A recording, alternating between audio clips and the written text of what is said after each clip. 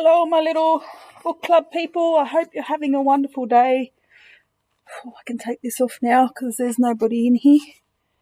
And we're going to start with the first chapter of They Both Die in the End. We had started this at school, but we're in restrictions now, so I'm going to try and keep going. I'm starting back from the start because I'm new to YouTube and I don't know how to put the chapters in if I start where we're at. So I'm going to start with the first chapter and hopefully catch up to where we're at, guys. And I'll post this on our Google Classroom so you can join along. Hope you are all safe and having fun learning at home. All right, September 5th, 2017. Mateo Torrez. It's 12:22 a.m. Deathcast is calling with the warning of a lifetime. I'm going to die today. Forget that. Warning is too strong a word, since warning suggests something can be avoided, like a car honking at someone who's crossing the street when it isn't their light, giving them the chance to step back. This is more of a heads up. The alert is a distinctive and endless gong like a church bell 1 block away. Is blasting from my phone on the other side of the room. I'm freaking out already, 100 thoughts immediately drowning out everything around me. I bet this chaos is what a first-time skydiver feels as she's plummeting out of a plane, or a pianist playing his first concert. Not that I will ever know for sure. It's crazy. 1 minute ago I was reading yesterday's blog entry from Countdowners, where deckers chronicle their final hours through statuses and photos via live feeds. This particular one about a college junior trying to find a home for his golden retriever, and now I'm going to die. I'm going to, no, yes, my chest tightens. I'm dying today. I've always been afraid of dying. I don't know why I thought this would jinx it from actually happening. Not forever, obviously, but long enough so that I could grow up. Dad has even been drilling it into my head, and I should pretend I'm the main character of a story that nothing bad ever happens to. Most especially death, because the hero has to be around to save the day. But the noise in my head is quietening down, and there's a Deathcast herald on the other end of the phone waiting to tell me I'm going to die today at 18 years old. Wow, I don't want to pick up the phone. I'd rather run into Dad's bedroom and curse into a pillow because he chose the wrong time to land himself in intensive care. Or punch a wall because my mum marked me for an early death when she died giving birth to me. The phone rings for what's got to be the 13th time, and I can't avoid it any more than I can avoid what's going down sometime today.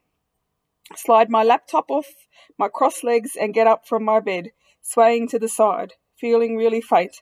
I'm like a zombie moving towards my desk, slow and walking dead. The call ID reads Deathcast, of course. I'm shaking, but I manage to press talk. I don't say anything. I'm not sure what to say. I just breathe because I have fewer than 28,000 breaths left in me. The average number of breaths a non-dying person takes per day, and I might as well use them up while I can. Hello, I'm calling from Deathcast. I'm Andrea. You there, Timothy?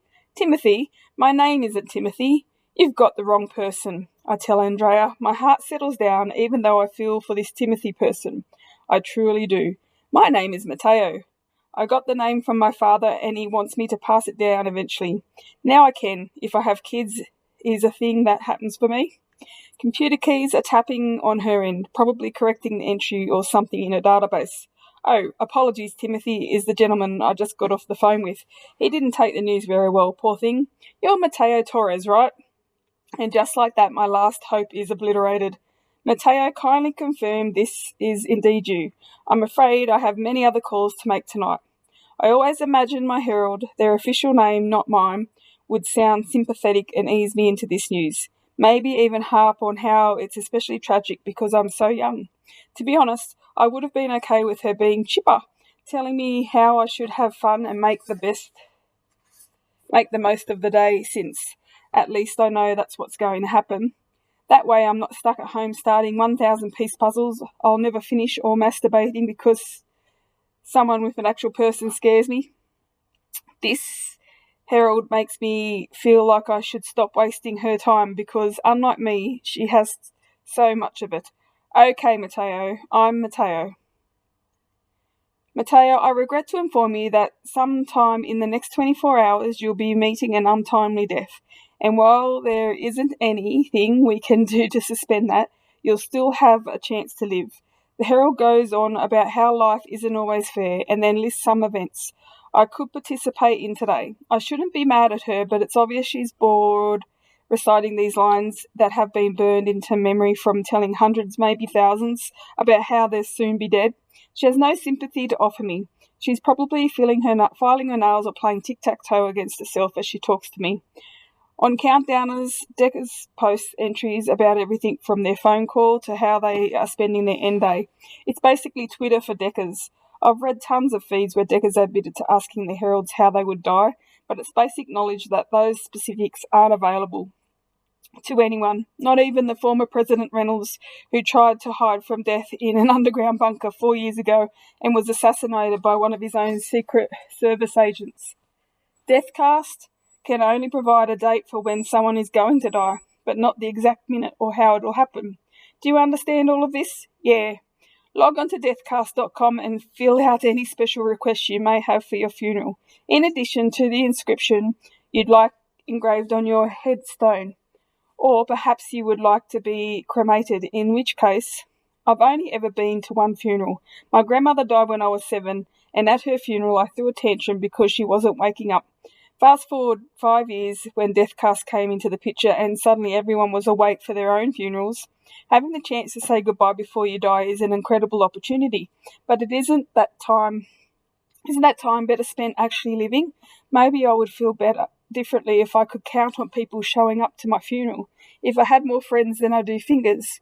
And Timothy, on behalf of everyone here at Deathcast, we are so sorry to lose you. Live this day to the fullest, okay? I'm Mateo.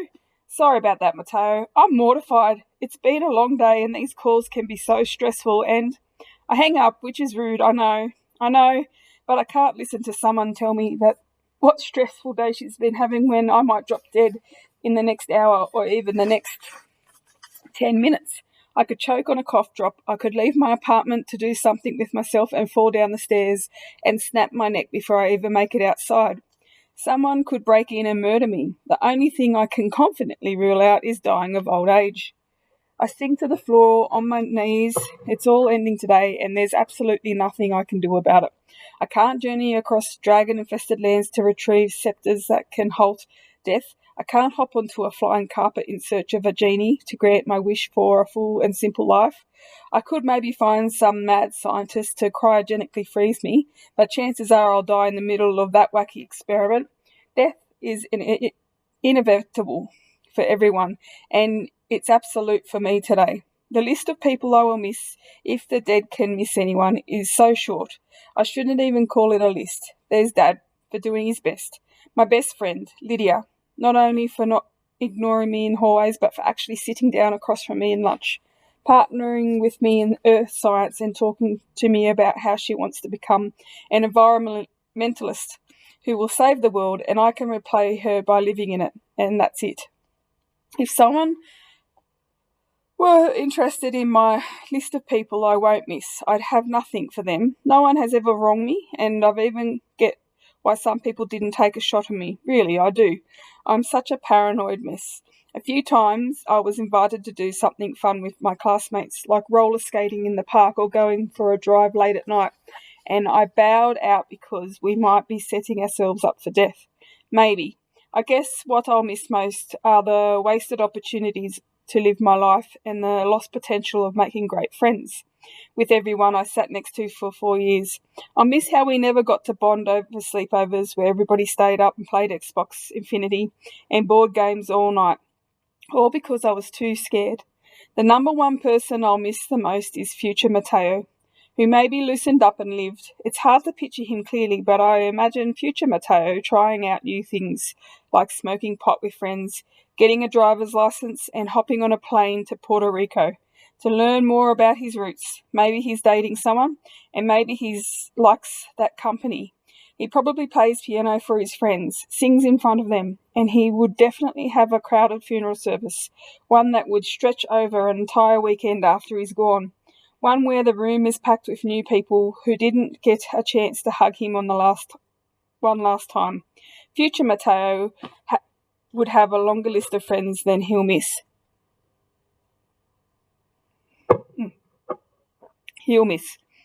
But I will never grow up to be future Mateo. No one will ever get high with me. No one will ever be my audience as I play piano. And no one will sit shotgun in my dad's car after I get my license.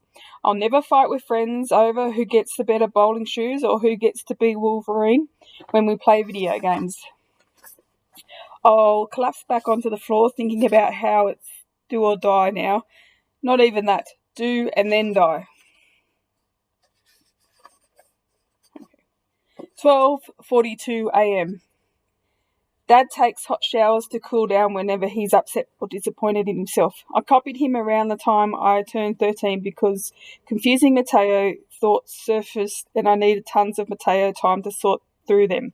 I'm showering now because I feel guilty for hoping the world or some part of it beyond Lydia and my dad will be sad to see me go, because I refuse to live invincibly on all the days I didn't get an alert. I wasted all those yesterdays and am completely out of tomorrows. I'm not going to tell anyone except Dad, but he's not even awake, so it doesn't really count. I don't want to spend my last day wondering if people are being genuine when they throw sad words at me. No one should spend their last hours second-guessing people. I've got to get out into the world, though, trick myself into thinking it is any other day. I've got to go and see Dad at the hospital and hold his hand for the first time since I was a kid, and for what will be the last. Wow, the last time ever. I'll be gone before I can adjust to my mortality. I also have to see Lydia and her 1-year-old Penny. Lydia named me Penny's godfather when the baby was born, and it sucks now that I'm the only person expected to take care of her in case Lydia passes away, since Lydia's boyfriend, Christian, died a little over a year ago. Sure, how is an 18-year-old with no income going to take care of a baby? Sean's answer, he isn't. But I was supposed to get older and tell Penny stories of her world-saving mother and chill father, and welcome her into my home when I was financially secure and emotionally prepared to do so. Now I'll be whisked out of her life before I can become more than some guy in a photo album, who Lydia may tell stories about, during which Penny will nod her head, maybe make fun of my glasses, and then flip the page to families she actually knows and cares about. I won't even be a ghost to her, but that's no reason not to go tickle her one more time or wipe squash and green peas off her face, or give Lydia a little break so she can focus on studying for her GED, or brush her teeth, or comb her hair, or take a nap. After that, I will somehow pull myself away from my best friend and her daughter, and I will go and live. I turn off the faucet and the water stops raining down on me. Today isn't the day for an hour shower. I grab my glasses off the sink and put them on. I step out of the tub, slipping on a puddle of water. And while falling backward, I'm expecting to see if that theory of your life flashing before your eyes carries out any truth to it when I grab hold of the towel rack and catch myself. I breathe in and out, because dying this way would just be extremely unfortunate way to go. Someone would add me to the shower KO feed on Dumb Death's blog, a high traffic site that grosses me out on so many levels. I need to get out of here and live, but first I have to make it out of the apartment alive. 12:56 a.m.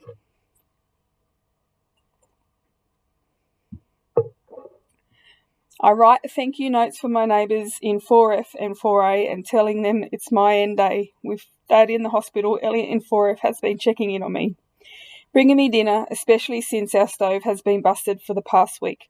After I tried making Dad's empanadas, Sean in 4A was planning on stopping by on Saturday to fix the stove's burner, but it's not necessary anymore. Dad will know how to fix it and might need a distraction when I'm not gone.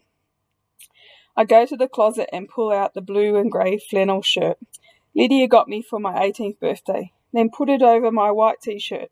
I haven't worn it outside yet. The shirt is how I get to keep Lydia close today. I check my watch and then an old one of Dad's he gave me after buying a digital one that could glow for his bad eyes. and it's close to 1 a.m. On a regular day, I would be playing video games until late at night, even if it meant going to school exhausted. At least I could fall asleep during my free periods. I shouldn't have taken those frees for granted. I should have taken up another class like art, even though I can't draw to save my life, or do anything to save my life, obviously. And I want to say that's neither here nor there, but it's pretty much is everything, isn't it? Maybe I should have joined the band and played piano, gotten some recognition for working my way up to singing in the chorus. Then maybe a duet with someone cool, and then maybe raving a solo. Heck, even theatre could have been fun if I'd gotten to play a role that forced me to break out. But no, I elected for another free period where I could shut down and nap. It's 12:58 a.m. When it hits 1 o'clock, I'm forcing myself out of this apartment. It has been both my sanctuary and my prison, and for once I need to breathe in the outside air instead of tearing through it to get from point A to point B. I have to count trees, maybe sing a favourite song while I'm dipping my feet in the Hudson, and just do my best to be remembered as the young man who died too early. It's 1 a.m. I can't believe I'm never returning to my bedroom. I unlock the front door, turn the knob, and pull the door open. I shake my head and slam the door shut. I'm not walking out into a world that will kill me before my time. And that's where we end today. See you next time. Bye.